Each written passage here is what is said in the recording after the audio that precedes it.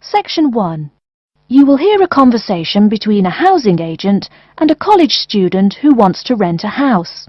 First, you have some time to look at questions 1 to 4.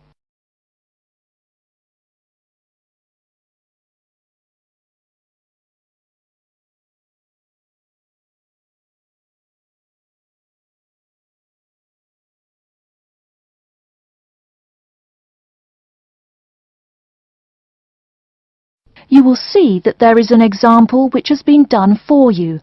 On this occasion only, the conversation relating to this will be played first. Good afternoon and welcome to Habitat Hunters. You must be Joseph. Yes, that's right. You said on the phone that I could come by at 2 o'clock. Sorry, I'm a little early. No problem at all. In Calgary's market, you have to move fast if you want a good apartment. Actually, I'd settle for almost anything. I've been here 10 days and the hotel is ruining me. My father has me on a strict budget. Sit right down here now, sir. Let's talk a little about the places before we go have a look. Now, we have 4 apartments available. Okay.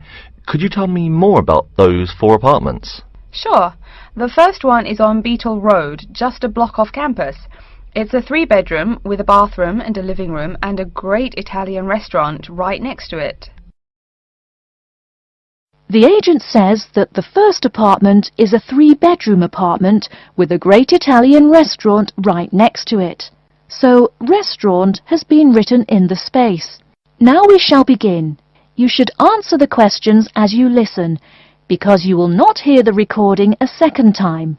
Listen carefully and answer questions 1 to 4. Good afternoon and welcome to Habitat Hunters. You must be Joseph. Yes, that's right. You said on the phone that I could come by at 2 o'clock. Sorry, I'm a little early. No problem at all.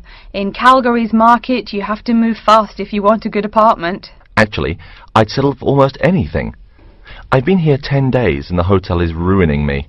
My father has me on a strict budget. Sit right down here now, sir. Let's talk a little about the places before we go have a look. Now, we have 4 apartments available. Okay. Could you tell me more about those 4 apartments? Sure. The first one is on Beetle Road, just a block off campus. It's a 3-bedroom with a bathroom and a living room and a great Italian restaurant right next to it. How much? Well, it's $435 a month, including internet and utilities. Okay, that sounds reasonable. Any drawbacks to the house? There's a really big garden, but it hasn't been taken care of over the years and is just too big to clean up nicely. That sounds okay. Tell me about the next option. The other 3-bedroom apartment is on Oakington Avenue on campus. It is right near the building where you have classes, and the kitchen and living room are newly furnished. Wow, that sounds like a pretty good option. Well, it is a cool apartment, but since it's a dormitory, the living room, bathroom, kitchen and washing machine are all shared. It would be nice not to have to buy living room furniture, though. And how much is this one? $400 per month for a bedroom with an air conditioner. For a bedroom without an air conditioner, you would pay less, $340 for it. Yikes!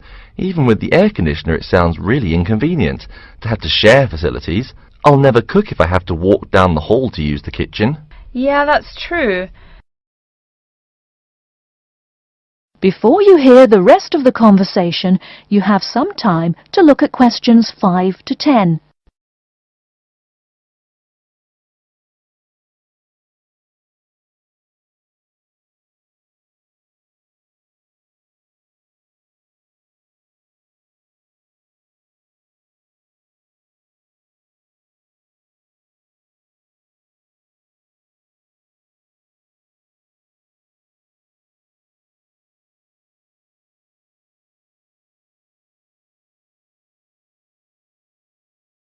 Now listen and answer questions 5 to 10.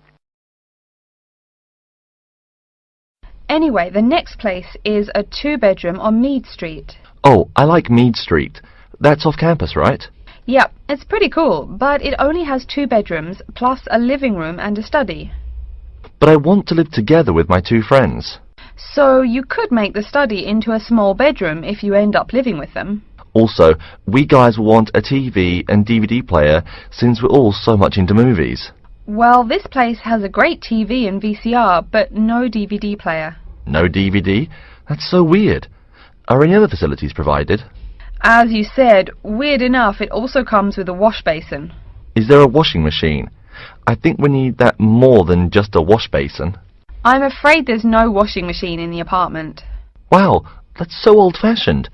Maybe it's not the best choice for 3 college guys. How much is it? Well, it's $600 per month, but of course it would be cheaper if you made it into 3 bedrooms instead of 2. Where is the apartment located? It's 2500 Mead Street, where there are a lot of bars. It would be affordable, but it would get pretty noisy. And that sounds really expensive for an old place in a noisy area. How about the last place? This one's on campus in the Devon Close complex. It's a 1-bedroom, so it will be a little quieter than the Mead Street place. 1 bedroom, huh? That could be good for focusing on my studies. What else does it have? It comes with a living room and a study, and includes a really nice lamp in the study that has a bunch of different settings. You know what else is cool? There's a dining hall downstairs, so all evening meals are free. You can purchase breakfast and lunch, but meals after 6 p.m. are free. Wow, this place sounds too good to be true. Is it really expensive? It's all right, $500 per month, but there's no bathroom. What? No bathroom? Well, there's no bathroom in the apartment, but there's one at the end of the hall. Thanks. I think now I just have to decide whether I want to live alone or not. Yeah, which one do you prefer? I think I'd choose either this apartment or the one on Beetle Road. Okay, you'd better think about it, and then you can contact me ASAP. Fine. Thanks for your help. You're welcome. That is the end of section 1. You now have half a minute to check your answers.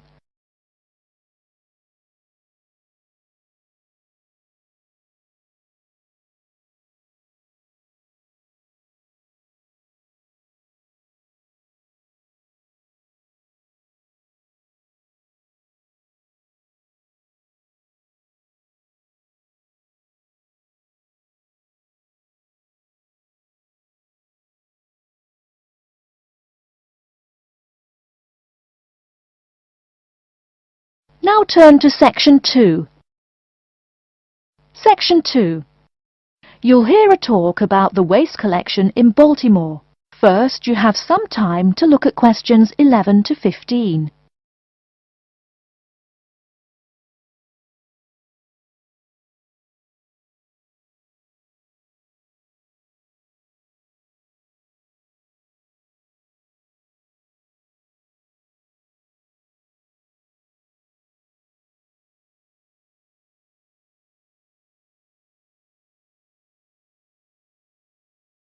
Now, listen carefully and answer questions 11 to 15. Hi folks, my name is Loretta Johnston, and I'm here from the Baltimore Department of Public Waste. Thank you for coming out to our community meeting tonight. I've got a few words to say about the waste collection here in Baltimore. First, there's the sorted collection bins themselves. They're made of sturdy, solid material, so none of your trash can seep out or puncture the bin. Also, since these things sit out on the curb overnight, rain or shine, they have to be waterproof. We can't have water getting up in it and filling up the bin. Remember to pay attention to which bin is which, and sort your waste accordingly. You should have a blue or green bin for recyclable garbage, a yellow bin for unrecyclable garbage, and a red bin for toxic waste. Our city-wide waste management is divided into 2 services. The first is commercial waste collection, or trash collection from buildings. The majority of building waste is paper, which goes in the blue or green bins. You'll notice in your office buildings there are signs that warn you not to overfill these bins. All that paper adds up, and an overflowing bin is infinitely harder for collectors to carry to the truck and empty. Aside from paper, another large source of building waste is metals. Metals such as tin and aluminium can be put in the yellow recycle bins, but metals like lead and copper should be disposed of in the red bins. These heavy metals are harmful to the environment and exacerbate our city's existing pollution problem. That's about all the information you need for building waste. Moving on to the second service, Household waste collection is probably what you primarily think of when you think of what we do here. Many of the same guidelines apply, the sorting is the same, etc. Please remember to keep garbage like kitchen waste in a plastic bag. It makes collection easier and lessens the abominable rotten trash smell. Before you hear the rest of the talk, you have some time to look at questions 16 to 20.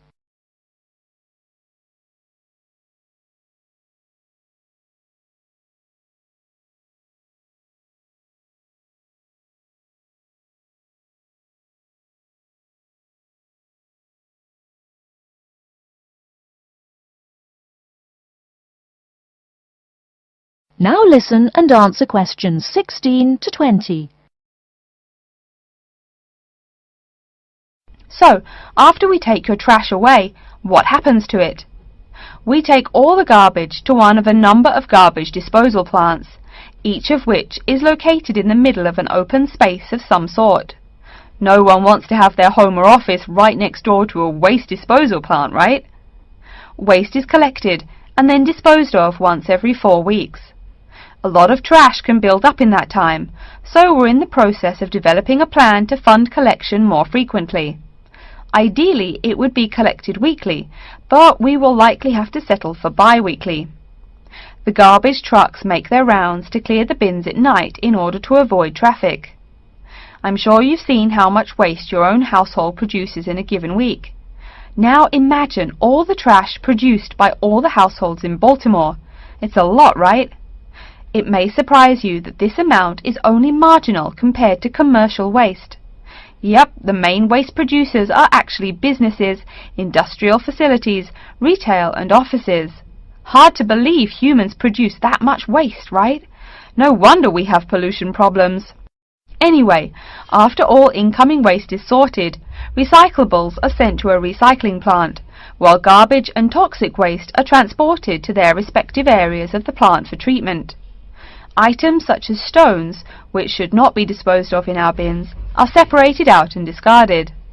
Once the trash has undergone the treatment process, it is compacted and disposed of with all the other trash.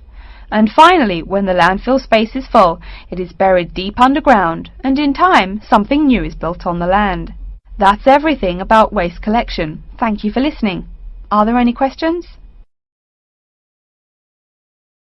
That is the end of section 2. You now have half a minute to check your answers.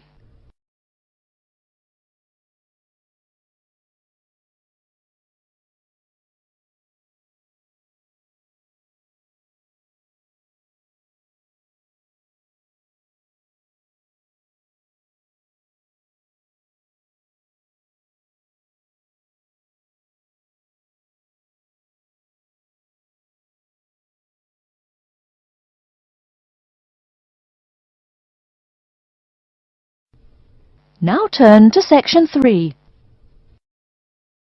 Section 3. You will hear a student called Julie talking to her classmate named Ricky about a new essay that Professor Johnson assigned. First, you have some time to look at questions 21 to 24.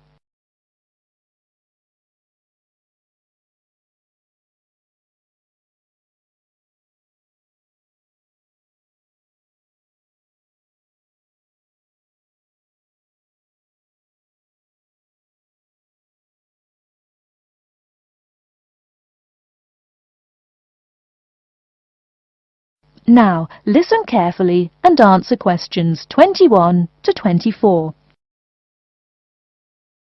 Hi, Julie, it's Ricky. Hi Ricky, how are you? I noticed you weren't in psychology today. I'm feeling sick, so I didn't go to school today. Would you mind telling me what I missed in class? Sure thing. I'm sorry you're not feeling well. Anyway, we spent most of the class talking about a new essay that Professor Johnson assigned. You need to choose one of the bold headings from the note system and research it. Wow, I picked the wrong day to miss class, huh? You sure did. Could you tell me the specific requirements of this paper? Sure. You need to find scientific research that supports your claim as one of your references. It can be from some of the case studies we discussed in class, or you can find your own. Or even better, you can conduct your own research. I'm sure that would get you an A. Have you decided what you're going to do yet? Also, where are you getting your references? Yeah, I'm going to research facial recognition by infants. I've already found a few experiments in scientific journals. That would probably be a good start for you. There are tons of journals in the library. Great idea, thanks. I'm considering writing my essay on the effects of one of the psychotropic drugs we talked about in class. I'm sure there is lots of stuff about it on the internet. Are we allowed to use information from the internet? Sure, you can use that as long as it's not your main source for information. You'll probably want to cite some of the experiments we went over. Good idea, thanks. I'm going to try to find some information from a bunch of different sources.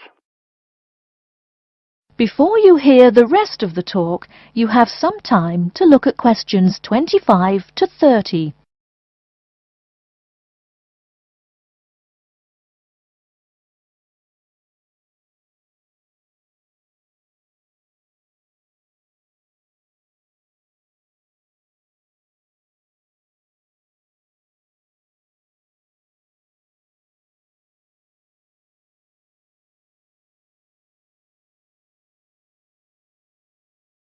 Now listen and answer questions 25 to 30. Are there any specifications on how the essay should be written? Yeah, Professor Johnson wants it double-spaced. It should be between 6 to 10 pages long. 6 to 10 pages? That's so much! Oh, it's going to take forever. I know, the whole class groaned when he said that.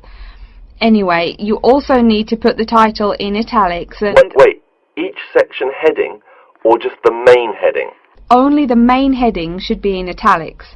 I think section titles are supposed to be in the same format, but maybe in bold. You'll have to check that in class next time.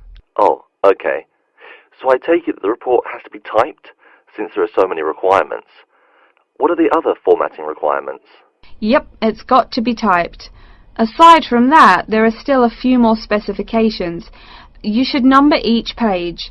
Make sure it goes up in the top right corner. Okay, I'll make sure to write that down. I always forget to number the pages.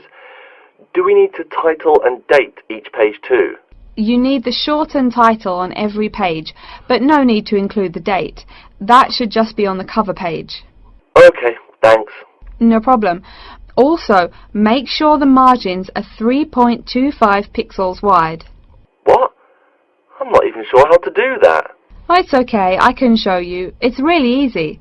I think that's all the directions he gave us. A lot of formatting requirements, but we have the freedom to research many things that we like, so that's good. Oh, I almost forgot. Remember to put down your ID number on your report. Thanks so much for your help. I'll see you in class Monday. No problem. Glad I could help. See you later. That is the end of section 3. You now have half a minute to check your answers.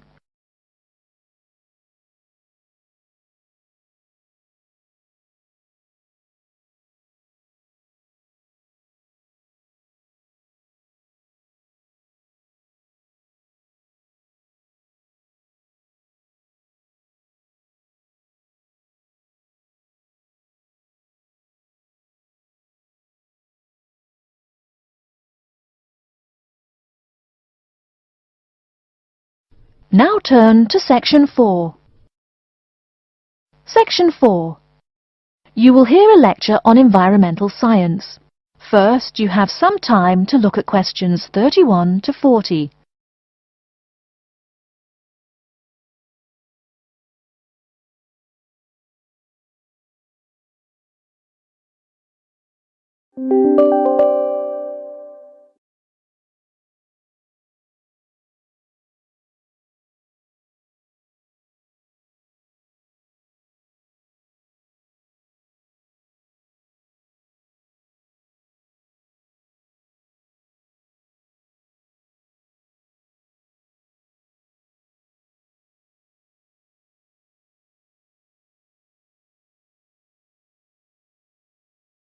Now listen carefully and answer questions 31 to 40. Good morning and welcome to yet another lecture in environmental science. I don't think I'm telling you a secret when I mention that water is a big worry here in Australia. The stuff is scarce. Perhaps that's why we drink so much beer, eh? Seriously though, a safe and reliable source of water is one of the great concerns of people everywhere. Moreover, as the world population grows, the pressure on existing water supplies grows greater and greater. Think about it. Our economic system demands that there be more and more consumers. The growing number of people has been tied to climate change, including droughts. So more people means less water.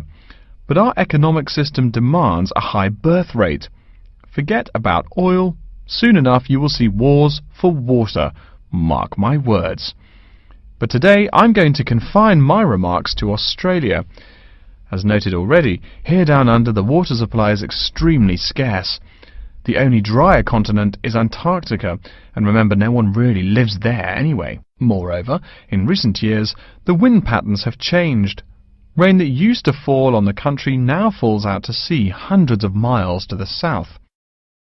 Now, when I speak of people needing water, most of you probably think of drinking. Certainly everyone needs water for drinking, but surprising as it may sound, drinking is not anywhere near being the main use for water. Most water is actually used for washing. When you take a shower, you probably use well over 100 litres of water. Every time you flush your toilet, that's about 8 litres. But most people drink no more than 2 litres or so per day. So, where to get water? It could be obtained from rainwater, but often rainfall consists of other harmful pollutants that evaporated with the water. In fact, acid rain, an intense example of this, causes harmful effects on the wildlife of the habitat on which it falls. Water from underground could also be used, though it is more difficult to contain and often must go through an extensive cleansing process. The purest water is found in rivers, creeks, lakes and dams. And, sad to say, Australia has precious few of these. Really, how many of your hometowns have rivers? Year-round rivers, I mean. The soil tends to be sandy, so water soaks into the ground. Many places are rocky too, so 87% of the rainfall is lost to evaporation. That's almost twice the evaporation rate in my native Canada. Speaking of rain, we already heard how rainfall is diminishing here in Oceania. The quantity itself isn't the only problem either. Going back to the problems with obtaining rainwater, a further problem is that rain is a useful source of water only if air pollution is fairly mild. Again, you're in a situation where you can't win. You need water where most people live. People tend to build cities where rainfall is adequate, but then modern cities tend to feature polluted air, which renders the rain far less easily usable. Okay, let's take a look at the table here. You'll see it showing the relative pollution of rainfall in the world's cities.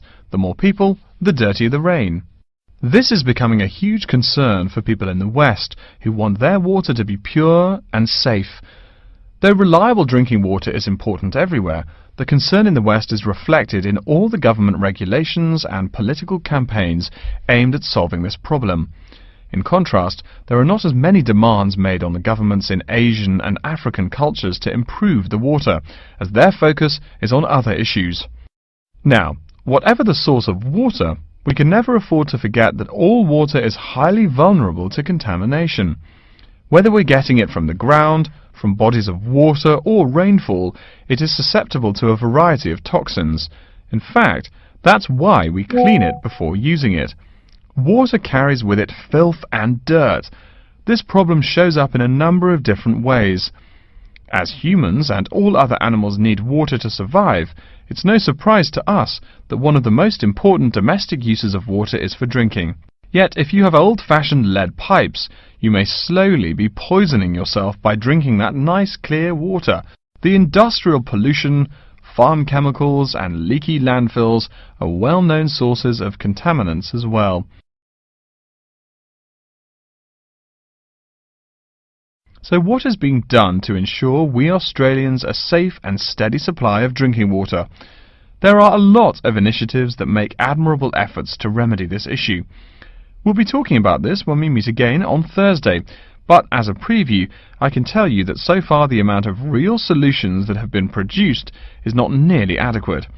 Traditionally, we've been very free in this country. That means that every person and every province tend to go its own way. So the mechanisms for water management are, in a word, insufficient. To begin seeing how this is so, I want you to read something before our next class. Though a lot of previous data on water usage and water management are inconclusive and have thus caused quite a concern, we can learn a lot from the contents of reports written on the subject. The basis for the government's water policy is the 1989 White Paper reporting on water use, present and future. If you compare the numbers offered in the paper with those in the text, you'll find that the report is rather untrustworthy. Truth being told, I'm being too kind when I say that.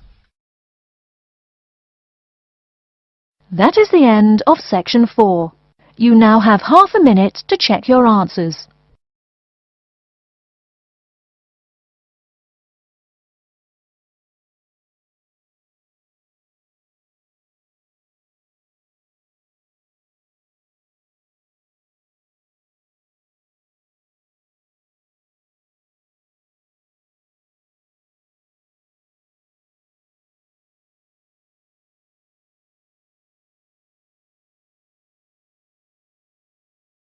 That is the end of the listening test. In the IELTS test, you will now have 10 minutes to transfer your answers to an answer sheet.